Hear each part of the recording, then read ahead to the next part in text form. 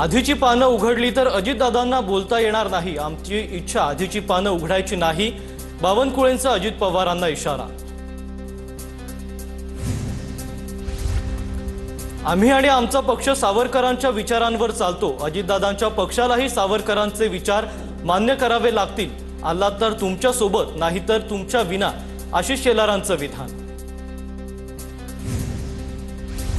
शेलार बोलले म्हणून आम्ही आमची विचारधारा सोडणार नाही। महायुतीतील नेत्यांनी अशी विधानं टाळली पाहिजेत। शेलारांच्या विधानानंतर सूरज चव्हाणांची प्रतिक्रिया। अमित साटवांच्या उपस्थितीत मनसेच्या संतोष धुरींचा भाजपमध्ये पक्षप्रवेश। राज ठाकरेंनी मनसे पक्ष उद्धव ठाकरेंकडे सरेंडर केला, तर संदीप देशपांडेंनाही कुठल्याही चर्चेत सहभागी केलं नाही। संतोष धुरींचा आरोप। रवींद्र चव्हाणांच्या विलासराव देशमुखांवरील वक्तव्यानं लातूरमध्ये पडसाद। लातूरच्या रेणापूर, शिरूर, अनंतपाळ आणि लातूर शहरात रवींद्र चव्हाणांच्या प्रतिकात्मक पुतळ्याचं दहन। रेणापूर, शिरूर, अनंतपाळमध्ये काँग्रेस कार्यकर्ते रस्त्यावर उतरले।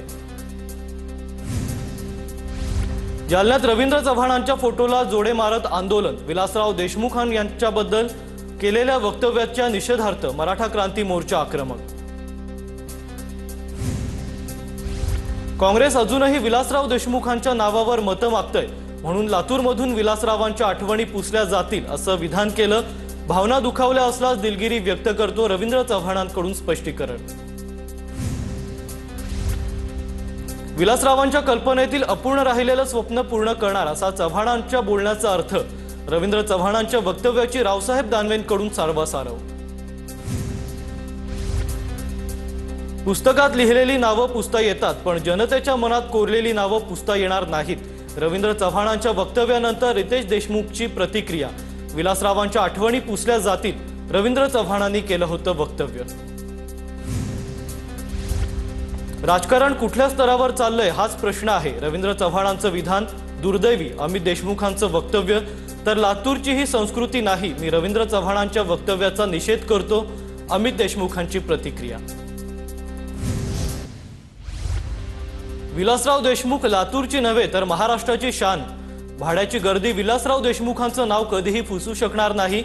लातूरकर असलेल्या अजित पवारांच्या राष्ट्रवादीचे प्रवक्ते सूरज चव्हाणांची रवींद्र चव्हाणांना टीका। लातूर अस्तित्वात असेपर्यंत विलासराव देशमुखांचं नाव राहणार। रवींद्र चव्हाणांच्या वक्तव्यावर खासदार शिवाजी काळगेंचं प्रत्युत्तर।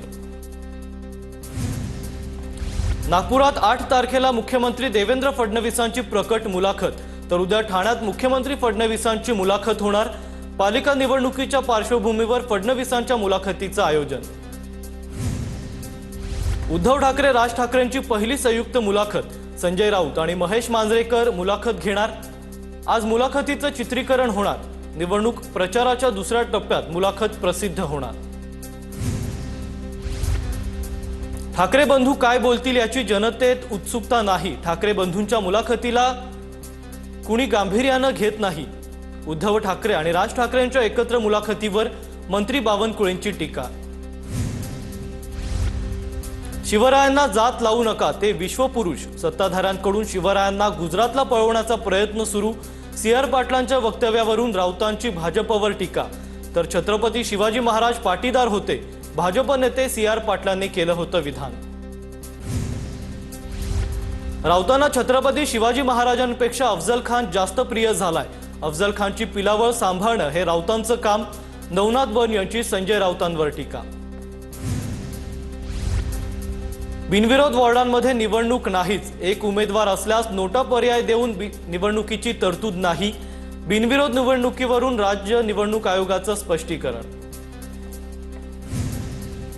निवडणूक आयोग सत्ताधाऱ्यांचे एजंट म्हणून काम करतं, त्यामुळे मोदी शहा असेपर्यंत निवडणूक आयोग बरखास्त करून निवडणुका घेणं बंद केलं पाहिजे। संजय राऊतांचा सत्ताधाऱ्यांसह निवडणूक आयोगावर हल्लाबोल। बिनविरोध निवडणुका चांगल्या लोकशाहीचं लक्षण। स्थानिक नेतृत्वावर विश्वास ठेवून विकासाच्या मुद्द्यावर निवडणूक बिनविरोध होतात। चंद्रशेखर बावनकुळेंचं वक्तव्य। नाना पटोलेंचं वक्तव्य गांभीर्यानं घ्यायचं नसतं। फडणवीसांबद्दल पक्षात कुणीही गटातटाचं राजकारण करू शकत नाही। नाना पटोलेंनी केलेल्या दाव्याला चंद्रशेखर बावनकुळेंकडून उत्तर, फडणवीसांनी मुख्यमंत्री पदावरून हटवण्यासाठी भाजपचा गट सक्रिय असल्याचं विधान पटोलेंनी केलं होतं. मी कुठल्याही पदाची लालसा केली नाही, कारसेवेत माझाही खारीचा वाटा असल्याचा अभिमान, सुधीर मुनगंटीवारांचं वक्तव्य. अजित पवार यांचं मिशन पुणे महापालिका. अजित पवार पुण्यातील राष्ट्रवादीच्या उमेदवारांची आज बैठक घेणार. महापालिका निवडणुकीपूर्वी अजित पवार देणार उमेदवारांना कानमंत्र.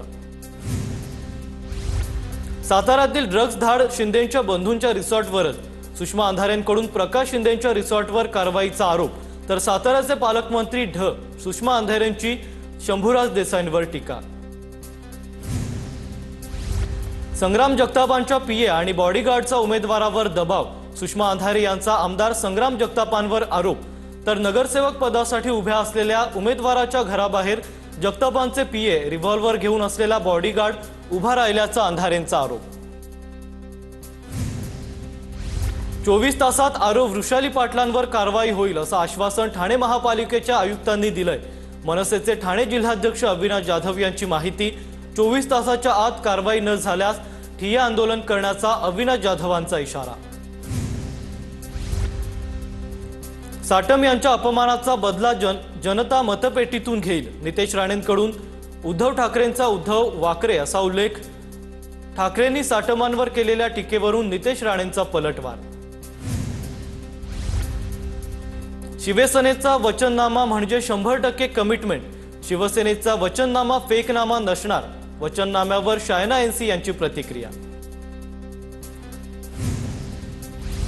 छत्रपती संभाजीनगरमध्ये शहराचं नामकरण झाल्यानंतर पहिला महापौर भाजपचा होईल. भाजप प्रदेशाध्यक्ष रवींद्र चव्हाण यांना विश्वास.